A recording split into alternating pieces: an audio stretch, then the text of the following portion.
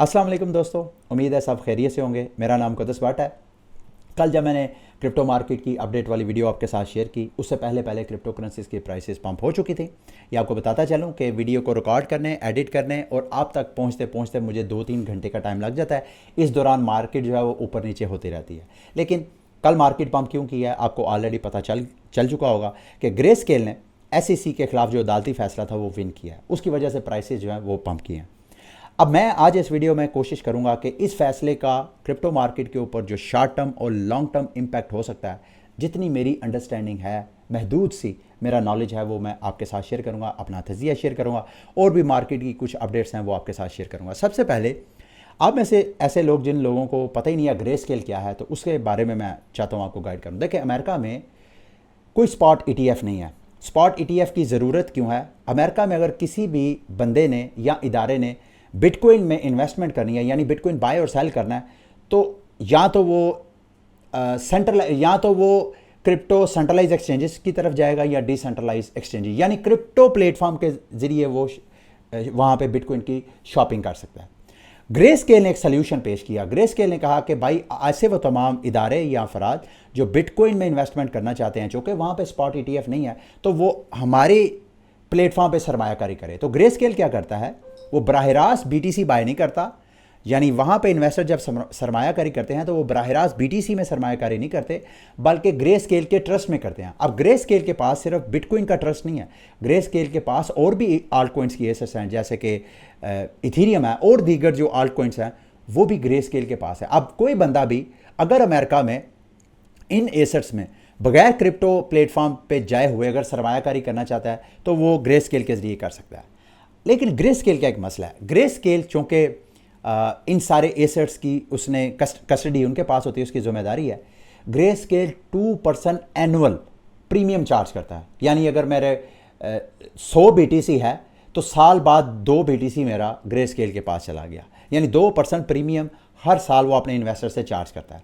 अच्छा, इसकी वजह से जो पिछला साल था, पिछले साल बेयर मार्केट में ग्रे स्केल की जो प्राइस है बिटकॉइन की प्राइस के साथ, वो अच्छे खासे डिस्काउंट पे चलेगी। यानी अगर मार्केट में BTC पिछले साल चला गया था, फॉर एग्जांपल मैं सिर्फ एग्जांपल के तौर पे बता रहा हूँ, 15,000-16,000 पे चला गया था, तो ये जो डिस्काउंट था ग्रे स्केल का, और ख़ुसूसन ये जो बैंक्रप्सीज हुई पिछले साल क्रिप्टो प्रोजेक्ट्स की, जिनमें ग्रे स्केल भी चूँकि DCG ग्रुप के साथ अटैच है उसके साथ, तो इस वजह से ग्रे स्केल का जो डिस्काउंट है प्राइस का वो ऑलमोस्ट 50% हो गया। जैसे मैंने कहा कि अगर 16,000 प्राइस है BTC की, तो ग्रे स्केल पे जो BTC मिल रहा था वो तकरीबन 7,000, 8,000, 9,000 रुपये में मिल रहा था, 50% डिस्काउंट पे। अब खैर ये जब से ग्रे स्केल ये लीगल फैसला विन किया, अब वो डिस्काउंट कम होके गालबन कोई 20-25% पे आ गया।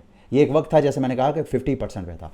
तो ग्रे स्केल एक ऐसा प्लेटफॉर्म है, चूँकि वहाँ पे अमेरिका में स्पॉट ETF नहीं है, और वो इदारे और इन्वेस्टर जो कि बिटकॉइन में सरमायाकारी करना चाहते हैं और वो क्रिप्टो एक्सचेंजेस के ज़रिए नहीं करना चाहते, वो ग्रे स्केल के ज़रिए कर सकते हैं। अक्टूबर 2021 में ग्रे स्केल ने SEC को कहा जी कि आप हमारा जो ट्रस्ट है बिटकॉइन ट्रस्ट, इसको आप स्पॉट ETF में कन्वर्ट कर दें। अब ये बहुत इंपॉर्टेंट भी है, ज़रा समझिएगा कि ग्रे स्केल के पास इस वक्त 6 लाख से ज़्यादा बिटकॉइन है। दोबारा सुने, ये तकरीबन 15-16 अरब डॉलर का बिटकॉइन है जो ग्रे स्केल के पास पड़ा हो। तो ग्रे स्केल ने SEC को कहा कि भाई हमारे पास इतना बिटकॉइन है, हमारे पास इन्वेस्टर है, आप हमारे ट्रस्ट को बिटकॉइन के स्पॉट ETF में कन्वर्ट कर दें, क्योंकि स्पॉट ETF की तो ऑलरेडी बात चल ही रही थी पिछले 2-4-5 दिनों से, सालों से। तो उन्होंने रिक्वेस्ट की SEC ने, यानी उन्होंने अक्टूबर 2021 को रिक्वेस्ट की ग्रे स्केल ने, जून 2022 में जाके SEC ने उनकी एप्लीकेशन को रिजेक्ट कर दिया। उन्होंने कहा जी नहीं, हम आपका स्पॉट ETF अप्रूव नहीं करते। ग्रे स्केल ने उसी दिन अदालत में केस कर दिया। अदालत से कहा जी कि ग्रे स्केल ने कोई माकूल वजह नहीं बताई हमारी एप्लीकेशन को रिजेक्ट करने की। जो वजह SEC ने बताई, SEC ने कहा जी कि हम आपकी एप्लीकेशन इस वजह से एक्सेप्ट नहीं करते क्योंकि आपने हमें तसल्ली नहीं करवाई कि अगर हम आपका स्पॉट ETF अप्रूव कर लेंगे तो बिटकॉइन की प्राइस में कोई स्पेकुलेशन नहीं होगी। ग्रे स्केल के वकीलों ने अदालत को कहा कि अगर ये बिटकॉइन की मैनिपुलेशन का मसला है तो फिर SEC ने बिटकॉइन के फ्यूचर ETF क्यों अप्रूव किए हैं? क्योंकि फ्यूचर बिटकॉइन की जो फ्यूचर मार्केट है वो भी तो बिटकॉइन की स्पॉट मार्केट को ही वॉच करती है ना। जो स्पॉट मार्केट की प्राइस होती है, जो फ्यूचर मार्केट है बिटकॉइन की, उसी को इंडेक्स करती है, उसी की प्राइस को शो करवाती है। जितना स्पॉट की प्राइस में और फ्यूचर की प्राइस में फर्क होता है, वो फर्क फंडिंग रेट डिसाइड करता है। तो उन्होंने कहा कि इसी मार्केट की के ऊपर तो आपने फ्यूचर ईटीएफ अप्रूव किए हैं, तो स्पॉट ईटीएफ में अप्रूव करने की क्या सेंस बनती है। वकीलों ने कहा जी कि ये प्योरली पॉलिटिकल फैसला है और पावर का मिसयूज है। अदालत में केस चला, अब अदालत ने कल फैसला सुना दिया। अदालत ने कहा, अब कल जो फैसला आया है, कॉमन परसेप्शन यह है कि शायद अदालत ने एसईसी को हुक्म दिया है जी ग्रे स्केल के ईटीएफ को अप्रूव कर लिया जाए। ऐसा नहीं है। अदालत ने कहा कि ग्रे स्केल को कहा कि आपकी बात सही है, जबकि एसईसी को कहा कि आपने जो फैसला रिजेक्ट किया था वो बेसलेस है। या तो कोई अच्छी रीज़न बताएं कि क्यों आपने इनके ईटीएफ को अप्रूव नहीं किया। जो रीज़न आपने बताई हैं ये बिल्कुल अनफेयर है, ये गैर माकूल आपकी वजूहात हैं। तो अब जो ग्रे स्केल है उसकी एप्लीकेशन एसईसी दोबारा सुनेगा उसके ईटीएफ को अप्रूव करने की।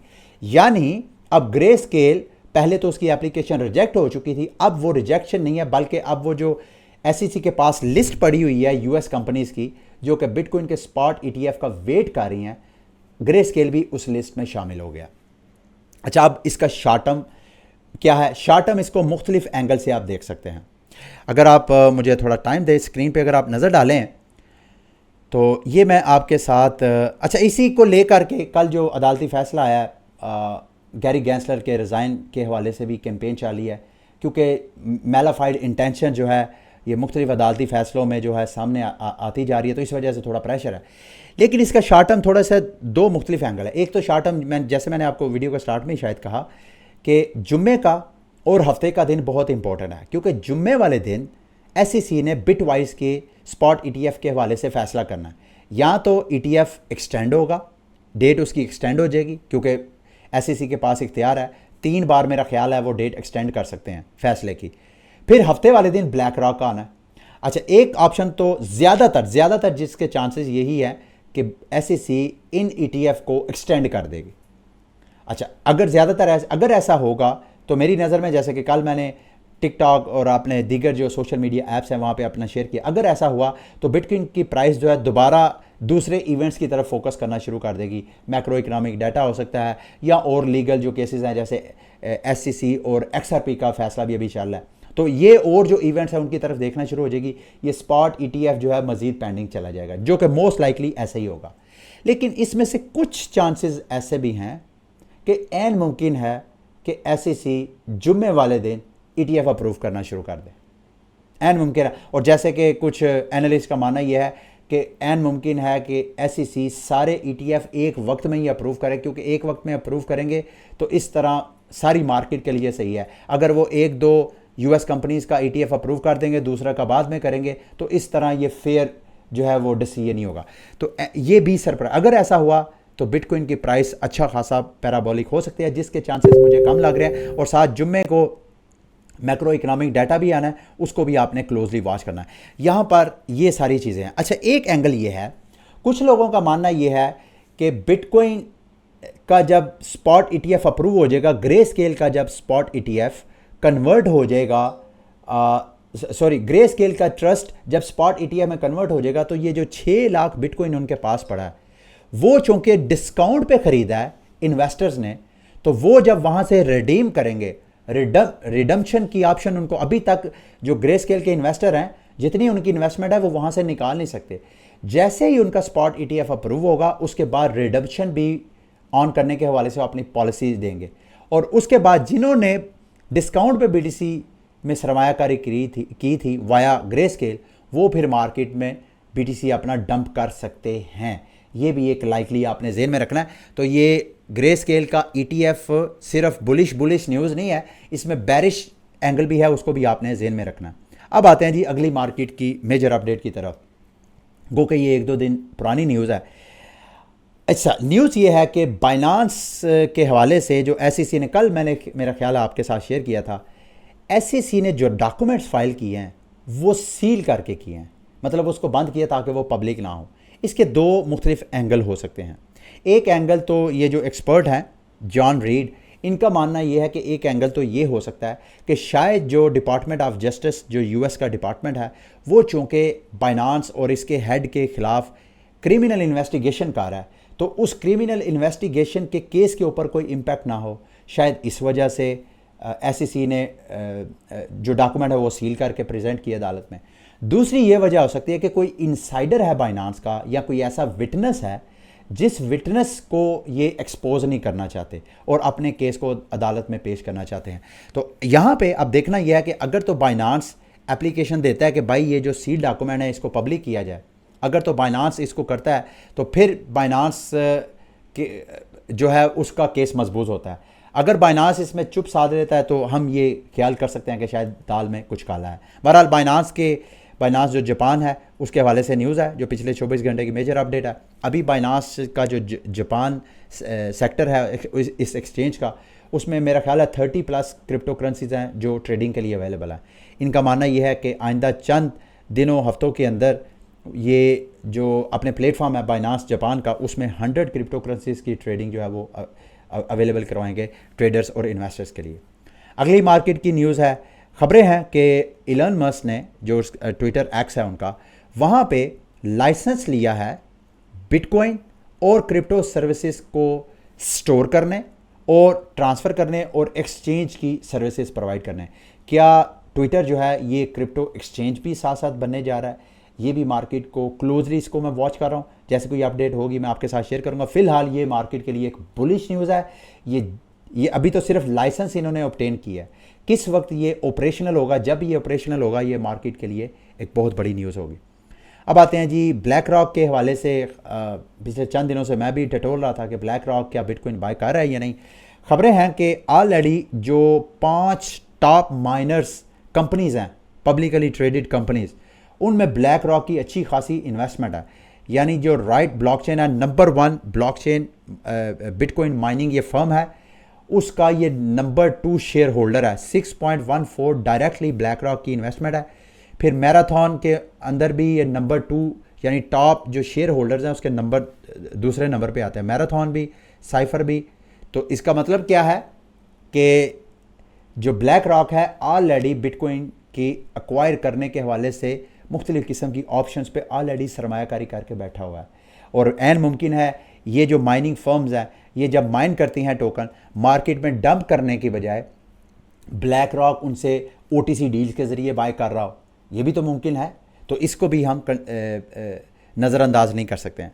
अच्छा, लीडो फाइनेंस की मैं प्राइस को वॉच कर रहा था क्योंकि पिछले हफ्ते गालबन इसका अनलॉक हुआ था टोकन, तो मैं उम्मीद कर रहा था कि लीडो की प्राइस नीचे $1 तक जाएगी। वहाँ पे मैंने भी बाय ऑर्डर लगाया था। प्राइस तो नीचे डंप नहीं हुई, लेकिन लीडो की प्राइस जो है वो पंप की है। अभी खैर कल की जो न्यूज़ है उस वजह से पंप किया है, अभी दोबारा रेड कैंडल बन रही है। लेकिन मैं देख रहा था कि जो टेक्निकल इंडिकेटर्स हैं वो बुलिश सिग्नल दे रहे हैं। सबसे पहले यहाँ पे अगर आप देखें तो RSI और प्राइस की तरफ अगर आप देखें तो बुलिश डाइवर्जेंस बनता हुआ नज़र आ रहा है आपको। और साथ साथ अगर आप मैक्स CD पे देखें तो ये जो ब्लू लाइन है ये ऑरेंज लाइन को ब्रेक करती है और ऊपर आपको रेड कैंडल बनती हुई नज़र आ रही हैं। टेक्निकल इंडिकेटर्स की बेस पे अगर देखा जाए तो यहाँ पे लीडो फाइनेंस की प्राइस को यहाँ से मज़ीद पंप करना चाहिए। होगा या नहीं आई डोंट नो एग्जैक्टली, क्योंकि प्राइस सिर्फ टेक्निकल एनालिसिस के बेस पे मार्केट मूव नहीं होती है। EOS के हवाले से अपडेट है जी। EOS जो है वो जो जापानीज़ एक्सचेंज है वहाँ पे लाइसेंस लेके बाकायदा वहाँ पे अप्रूव हो गया। अब जो जापानीज़ एक्सचेंजेस है EOS के टोकन को लिस्ट करेंगे और एन मुमकिन है ये अभी जो इनको अप्रूवल मिली है अगले माह की मिड से EOS जो टोकन है जापान की एक्सचेंजेस पे बाकायदा ट्रेडिंग के लिए अवेलेबल हो जाएगा और एन मुमकिन है EOS की प्राइस जो है यहाँ से मज़ीद पंप करें। अभी भी बहरहाल ये प्राइस अगर आप देखें तो EOS one of the oldest crypto project, लेकिन इस वक्त अपने लोएस्ट जो प्राइस है इसके ऊपर ट्रेड हो रहा है, अपनी लोएस्ट प्राइस। ये कोई रिकमेंडेड प्रोजेक्ट नहीं है, यूँ समझ लें कि ऑलमोस्ट डेड प्रोजेक्ट है, ओल्ड प्रोजेक्ट, लेजिट प्रोजेक्ट, लेकिन लोग इसकी हाइप मार्केट से ख़त्म हो गई है। अगर आप रिस्क लेना चाहें तो यहाँ पे लोएस्ट प्राइस पे आप थोड़ा बहुत रिस्क ले सकते हैं, लेकिन जैसे मैंने आपको कहा जब तक मार्केट में हाइप ना हो किसी प्रोजेक्ट के, उसके ग्रो करने के चांसेस भी जो बड़े महदूद से होते हैं, लिमिटेड होते हैं। ठीक है, आगे मार्केट की अपडेट है जी, ब्लॉकीफाई के हवाले से अपडेट है। ब्लॉकीफाई ने अदालत से रिक्वेस्ट की है कि क्रेडिटर्स को जो पैसे वापस करने हैं उनमें से ऐसे एसेट्स हमारे जो कि ट्रेड ओनली है उनको अदालत परमिशन दे कि उनको वो स्टेबल कॉइन में कन्वर्ट कर लें, ताकि जिसके हमने पैसे वापस करने हैं उनको हम स्टेबल कॉइन्स में कन्वर्ट करें। अगर ऐसा हुआ तो मार्केट में एक ब्लॉकीफाई की तरफ से एक सेल प्रेशर आ सकता है, जो आल्ट कॉइन्स हैं उनको ये डंप कर सकते हैं। ठीक है, लास्ट में कल CDFI का जो NFT था उस हवाले से आप लोगों ने मेरे से पूछा कि हमें मिंट करना चाहिए या नहीं। मैंने एक NFT मिंट किया था, प्राइस बड़ी माकूल थी, 0.04 तकरीबन ये $70 की ये NFT बनती थी। मैंने एक मिंट की और मिंटिंग की जो फ़ीस है $30 तो फ़ीस मेरी लग गई। तो बहरहाल कल फ़ीस ही की वजह से इन्होंने कल की जो थी उसको आज पेंडिंग कर दिया। आज फिर शाम 8 बजे इन्होंने दोबारा मिंटिंग स्टार्ट करनी है। अगर आप करना चाहें तो आप कर सकते हैं। इसका एक तरीका ये भी हो सकता है, एन मुमकिन है ये आज भी कैश फीस ज़्यादा होने की वजह से आपको ये महंगी NFT पड़े। अगर आप ऐसा नहीं करना चाहते तो आप कुछ दिन वेट कर लें, जैसे ही ये मिंटिंग स्टार्ट हो जाएगी तो जिसने ये NFT मिंट किया है एन मुमकिन है बाद में ये ओपन सी या मैजिक ईडन पे यही NFTs दोबारा लिस्ट हो जाए। और एन मुमकिन है जो प्राइस है 0.04 ये इससे सस्ते भी आपको आइंदा अगर मार्केट बेयर होती है, क्योंकि NFT के ऊपर फ़िलहाल क्रैश तो है NFT मार्केट, तो एन मुमकिन है ये प्राइस आपको मज़ीद सस्ती मिल जाए। ठीक है, ये थी मेरी आज की वीडियो। उम्मीद करता हूँ मेरी आज की वीडियो भी आपके लिए इन्फॉर्मेटिव रही होगी। अगली वीडियो तक के लिए मुझे इजाज़त दें। अल्लाह हाफिज़।